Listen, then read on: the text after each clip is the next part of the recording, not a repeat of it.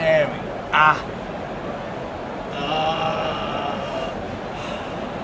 So start the podcast. Hello, this is Ignacy from Portal Games. And Corey Thompson from Dice Tower News, Dice Tower Now. And this is Stephen Bonacore, the Podfather of gaming and only professional on this podcast. I agree completely. You are listening to Board Games Insider, episode 292. We're recording this live at the Spiel in Essen on October 6th, Friday, 2023. Board Games Insiders are proud member of the Dice Tower Network, and Tom Bassel. And you're supposed to not touch the table. And I'm not touching, it's gonna bounce. Tom Bassel, that's all I have here because I didn't write any of this. We're doing, see the big hands? I didn't write anything because we wanted this to be basically a spontaneous episode. We are here at the Spiel in Essen, and it's unbelievable. We're gonna not take the questions in this episode. We're gonna go right to talking about what happened. So hey, just run. If I hold your hand and Corey holds your hand, you will not trip the table. Then he won't be able to speak because he can't move. Every bounce of the video, by the way, is because he keeps hitting the table. So that part doesn't matter. What's really cool about this episode is the three of us are here together. And you know who doesn't have a microphone? That's me, because they have the microphones because I speak the loudest. So You do. So gentlemen, seriously, I mean, let's just have a conversation about what's happening here in Essen at the Spiel. And I won't go first because, yes, you tell me I talk too much. Give me your impressions, literally, about this show, because I'm pretty blown away. So anybody, go. It's amazing. I've been to a number of Spiels now. This is the first one that feels bigger and fuller and more crowded than I've seen in the past. And in fact, we've heard that the numbers for attendance at this Spiel are record-breaking. We got that number actually from the CEO, I believe, of the new Spiel, right? This show was sold between last year and this year, basically, to a new company, the company that runs the Nuremberg Toy Fair, and I can't pronounce that name. What's the name of the Nuremberg Toy Fair? Oh no. The Spiel. It's a big German name, but it's the Nuremberg Toy Fair, and it's not a consumer show. It's a trade show, business to business. And it was sold by a very small company that's been running this for 30, 40 years now. Family company used to run this every year. Small company. And we've gotten on good advice from the new CEO of the bigger company that this is breaking all records. Yeah. Breaking all records, and it feels crowded. I mean, Thursday was insane. People were selling out.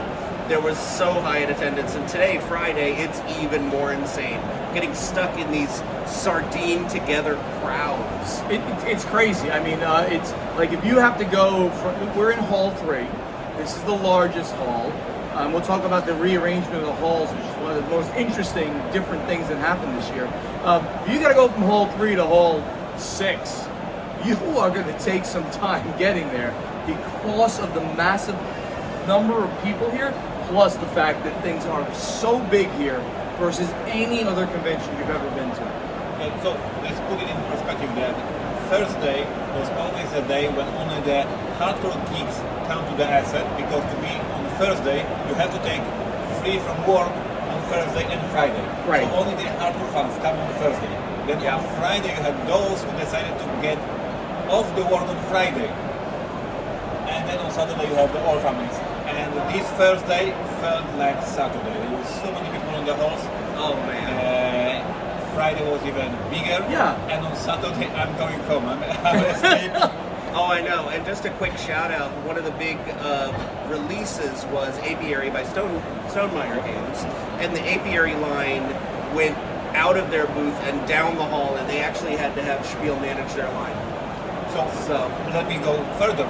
Lorcana case, obviously there's a Lorcana issue. And what happens, because we are in Germany, and the line started blocking emergency exit, and they moved the whole line to the hall 7, because as we know, Podfather is not yet open. And they said, line for Lorcana, hall 7, stay there. Yeah, so let's explain that. Wow. Super confusing for everyone. Let's explain that a little bit. So the halls in the Messe Essen, that's the name of this convention center, the Messe, they are they go from 1, 2, 3, 4, 5, 6. 7, they put people in there in the morning for crowd control only. There's no exhibitors. It is but all, but not for the show. Right, not for this show. So Right. the expansion possibilities here are tremendous. So they use Hall 7 just to put people in. I came in that entrance today. Like a lot of exhibitors come in from the higher number halls to come all the way through, to come here to the biggest hall, Hall 3 or 1 or 2. Those are the mainish ones. I came through there and there was already at 9 a.m. there was a line for the Lorcana, and that means it's only It doesn't people, open till 10. Yeah, that means only people with exhibitor badges, I could have been there, will stand online to be there for Lorcana. That's how crazy that was. It continues to be. We had the same thing at Gen Con, and it's continuing now as well. And today's only Friday. Tomorrow Day 2. is going to be absolutely insane. Saturday is traditionally the biggest day, and I can't even imagine the crowds. At lunchtime and high traffic times, you can't even walk in these halls. Yeah. They're packed. So let's talk about the rearrangement of the halls, which is by far the most striking thing for somebody who's a veteran here.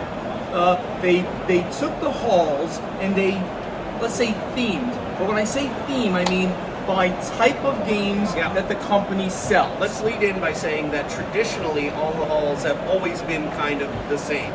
The bigger companies were in halls 1, 2. The smaller companies went in the higher number halls. Well, it's actually years. The For biggest years. were in this hall. The biggest of the biggest. You had Hasbro, you had Ravensburger in Cosmos, 3, Amigo. Cosmos, Amigo. So these are the biggest companies. This year, what happened, Corey? They decided to theme the halls. So Hall 3 is Advanced Strategy Games. That's the hall we're in now. Heaviest games is a good way of putting it. Yeah. Expert games, hobby games. They kind of say hobby. So Kennerspiele, right? Kennerspiel des Jahres would be considered the hobby games connoisseur, and expert games even above that. And that's what this hall is.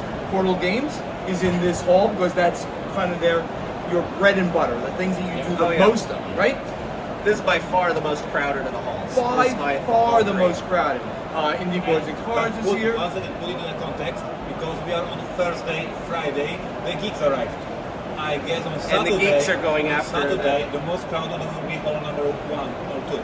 Which is going to be the lighter game. Yeah. Or Family Games is 2. Well, they start going. I don't remember.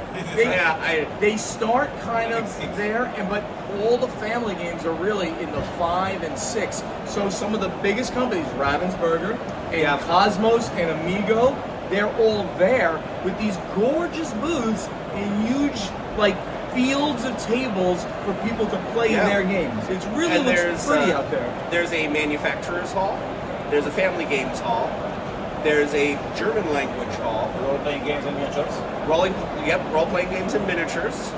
And then there's kind of a weirder stuff, and they put a lot of, I know where some of the smaller companies and some of the companies from Japan, Taiwan, Korea, they're put in, I think, over it.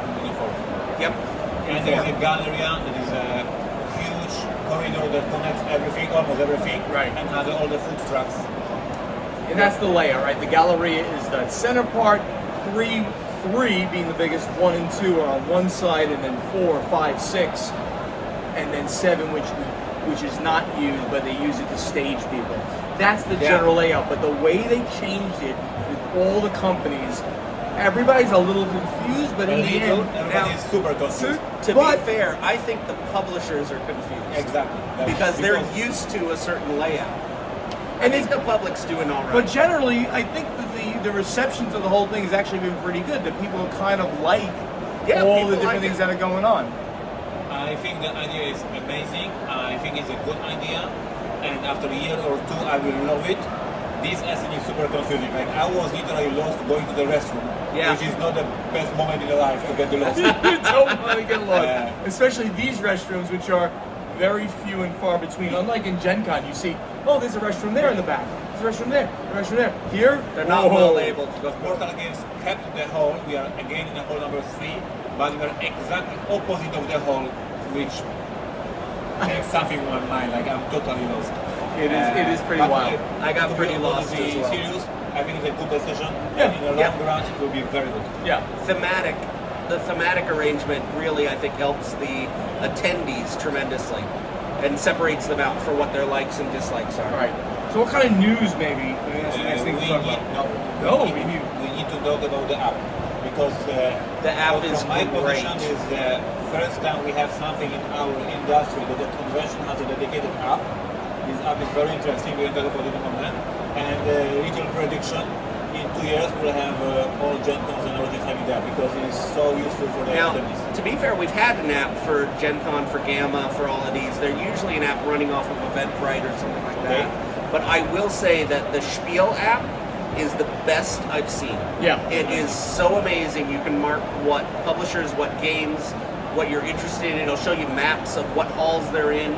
They'll give you paths of how to walk. It guides you, like you literally can It's find so in well done. In the app, you find a game that you want to buy, and then you say, guide me, navigate me. I'm And here. The game is here. Guide me there. And it'll say like walk until here. Go this way. Go this way. Go this way. It's And it really good. updating several times a day. Yeah, it It's keeps really updating. doing well. I am in love with this app. It's helping tremendously. And for me, the biggest help in this app is that I like I have a meeting or I want to go see somebody or go just you know what I gotta find the Portal Games booth. I type Portal Games, it tells me exactly where to go. Like it's 3H115 or whatever you are. 113. 103, like whatever. 3H. It gets you to there so you can figure out where to go. That was the biggest help. But also going through all they call them novelties, all the new releases. You go through, I want to see that one. That I helped me star a that lot. one. I I tagged star. all the games I wanted to see. Yeah, you favorite the things you want, and then you go see them as you're cruising. Yeah. Really, really excellent app. And the funny thing is, simple. They didn't do something crazy in the app. It's simply like they knew all the publishers, they knew all the novelties, the new games, and then you just go through. You tag, and you show up. So that was a useful item. Absolutely, 100%. Go to news now. Any kind of news we've heard here? I have a huge news. Huge. What do you got? So tomorrow, on Saturday, You're leaving. yes, Portal Games is announcing a new game. Really? Oh, wow. Yeah. So for our fans, well, they won't hear about it for. It's old news for them, but new news for you guys. Oh, I'd love to hear So, this. Portal Games will announce that we are doing this game in English. We got worldwide rights. I'm showing it now to the camera. AI Space Puzzle. AI Space Puzzle. This is the game by small Polish publisher, independent publisher called Smart Flamingo.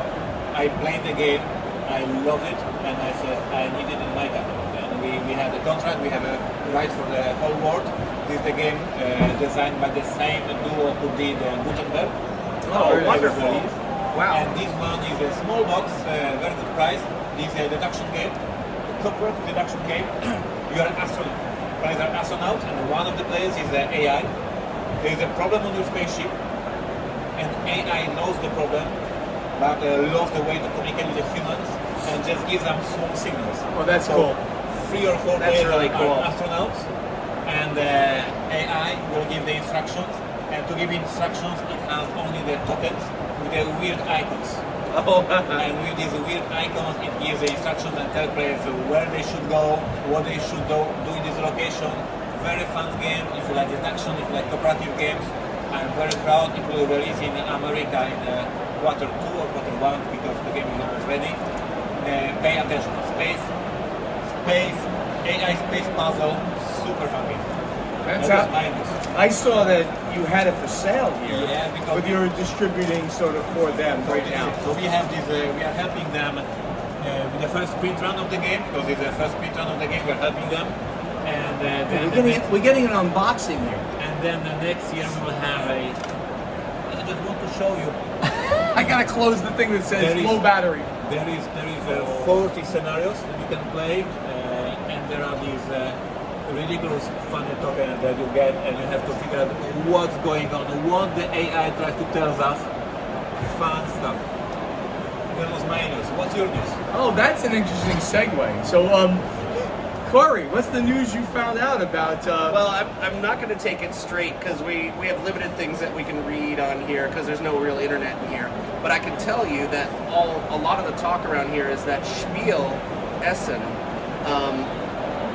used AI for all of their advertising. They created all their assets. They created their ads using AI, right? Like so, a lot of people are there's a lot of grumbling going on about this. But if you look really close at their assets, at their people, at their pictures, people have 6 fingers, joints don't bend the right way. It's very odd, the art. So that's a bad use of AI. They didn't clean it up afterwards. So interesting, and that's one of the biggest topics that's been talked about here at Spiel. Okay. And along those lines, I mean, we have so much news about AI. You might as well. BackerKit has banned AI from all of their projects. So Kickstarter put down a rule that if you have AI art in your project, you have to disclose it. BackerKit has gone one further and said in their crowdfunding projects, not allowed to have AI art. How do we check it? Not allowed to have AI art. Well, that's right. So I don't know. That's just realistic. That is very interesting because some AI art, especially if you know how to use the tools right, will be indistinguishable. But the official stance is BackerKit you may not use AI art on projects. Kickstarter says you can use it, just must disclose. You should say what you did, how you used it. So I don't know if you already discussed it, but your friend Travis got an interview when he said an interesting thing, but the one was very smart. Even if publisher doesn't want to use the AI, the answer was submitted to him by the artist, maybe done by AI, and the publisher doesn't know it. Yeah, so I mean, this is like it's part of the chain. We covered this on the last episode. Yeah. You could not make it. But we covered the fact that Stronghold Games and with their new Terraforming Mars project was the first one to disclose that because that's what they had to do. It was right after Kickstarter came out and said you must disclose. They did, and there was a big uproar. But the Kickstarter still did more than anybody expected at 2.2 million. And Travis, he just was very honest, and he did a very big interview on Polygon. I think it's Polygon. You can find it, maybe both. Both had interviews. Right, they both had interviews, and he was very frank in exactly the way it was going. We won't go through it again, but it's a thing now. You may take your stand either way. So just know it's out there, and you may view it in the way that you feel is the best. What do you got? Anything else on the news side or other big releases here or something like that you guys want to mention? I mean, Imperial Miners, I've been talking about it since July. Oh, yeah. And just an amazing game. I know there's Ignacy's, and I know I'm playing to my buddy here, but Imperial Miners is a great game, so this is going to be out in U.S. distribution pretty soon. So. It is already out. Yeah, I pre-ordered it, and it's fantastic. It's doing very well. We are very proud. The Thursday we already had more copies sold than the previous year release, so it is that's awesome. Amazing. I'm very proud, and I believed in this product for a month, so now it's proving that it's fun, quick, interesting game. Any other Absolutely. items? I mean, we could talk about top pick of the show, surprise of the show, or anything like that if you'd like. Sure. Do you have a favorite game you played, or any game that you want to just mention? Well, I want to bring up Path to Civilization by Captain Games. Okay, that's a new company, Captain Games. Captain Games, it's their third title. They did Sides, which is a letter-driven party game about words and password kind of things. But this is new for them. It's a civilization builder, but it's light. It's kind of Seven Wonders level, maybe a little more complex than Seven Wonders, but it's pretty light. And it's an hour and a half. But I was just so enamored with this game. It's by Fabian Gradell, who's the designer of Turing Machine, one of the two designers of Turing Machine. Path to Civilization, that's my pick of the show. It's just amazingly fun. And a little bit of information, Captain Games is owned by and run by Cedric, what's his last name?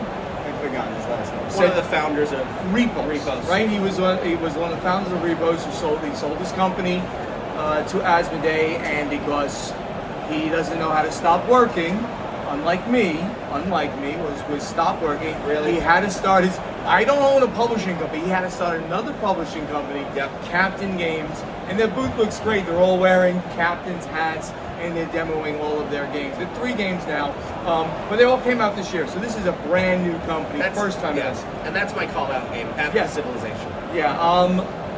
I've not played a lot of games here. I've played Spellbook, which is an Asmodee game. I think it's under the Libelude, maybe. Family Yeah. weight game where you're being the best spellcaster of everybody. You are trying to upgrade. You're trying to cast spells, upgrade your spells. It's a bag drawing game, drawing pieces out of a bag to create colored spells. Lightweight, interesting. Don't think it was for me, but I think it's a game to check out. Beautiful pieces. The artwork is beautiful. I enjoyed the way it's produced. These acrylic spell pieces. I like all of that. So check out Spellbook. And the other one I'll mention is something I literally played today. I had drinks with Freedom and Freeze at 2F Spiele and Henning Kupke, who's the COO of 2F Spiele. And they were like, oh, just take a game. I'm like, no, guys, I don't take games for free, so don't worry about it. I'm good playing games. And then some French guys having lunch, and some French guys just said to me, would you like to play this game? And I'm like, it was the new game I'm about to talk about. It's called FTW. Oh, it's so good. FTW is called, which means for the win. But if you go in the other direction, it might mean something else, and that's kind of a joke. No. FTW, not WTF. So it's a game about card shedding, where you're trying to get rid of your cards, of course. Your ending score will be either the single card in your hand, if you end the game with 1 card, because that's the end game condition, or it'll be your highest card minus all other cards in your hand. No. It's your highest minus all other you're cards right. in your hand. You're right. So You're if you right. have the 60 in a 6-player game, that's the highest card. You have the 60, but you have a 55 and a 40. You're negative points, as you can see. So you've got to balance getting rid of some of your high cards to keep 1 high card to then only get negative points for your lower I had cards. a really fun time with that. Yeah, it's fun. I liked it. It's a combination of Fuji Flush, which we did, and maybe Fool, another card game that he did. It's Both Friedman. yeah, all this Freedom is well, Freedom is all about numbers. He does all these mathematical things. Very light math, but lots of fun. 2 to 6 players had a good time with that one. What do you got? Anything you played that was not Imperial Miners? Obviously. That's all he plays. How you pronounce it? Penguin Airlines. Your English is amazing. So I paid attention to Penguin and I thought it's a fun game. And then I discovered it is about airlines. It was not that fun anymore. But it was too late. So, Oh, I know you love travel and being on planes. Yep. so in this game, you have in front of you cards that represent the cockpit of the airplane. Okay. All these switches, and things and buttons and a ton of details. And one player draws a card that has one of these details and says, press the red button, not this one, and you play on time. He needs to explain what we need to switch to not get crushed. And he needs to go that's through so funny. 5 cards as fast as possible. You Oh, I have all love these it. buttons in front of you, and he's trying to tell us what to do to not get So killed. it's a cooperative game Yeah. and a speed game. Yeah. Oh my god. That sounds amazing. About not crashing a plane, so it's not maybe the best game for me, but it was really, really fun and ridiculous.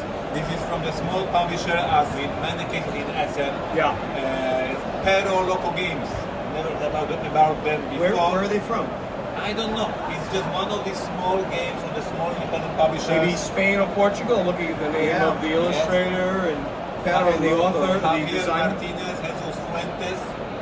Guys, a Wow. very fun game. Congratulations to you, even though I hate flying and the theme of the game was terrifying for me. So Paula and I brought so much luggage to get here to Europe because we're going to be away for 30 days. by the way, no problems with luggage. Everything arrived. Everything's fine. How do you do it? You simply don't worry, I guess. So, Ignacy, bad luck on airlines. Stay away from his. Every time. Travel with me, no problem. That's a cool game, though. That Penguin Airlines small really company. fun.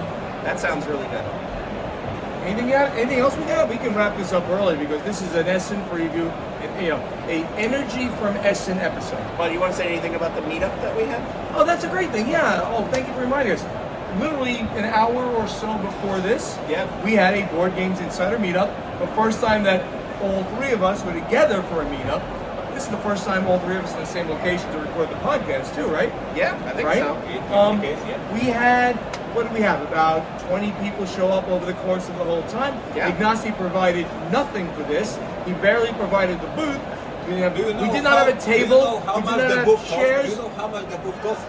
To be fair, he provided chairs and then didn't let us sit in them. Yes, three So we chairs stood were there up for the whole us, and we time. stood up because we not going to sit and everyone's going to look down on us. So no, it was really nice. Though. We had a really We had, lovely turnout. Fans from Sweden, from Netherlands, from America, from Germany, from Portugal. So like this Essen, people from all the different countries. Absolutely.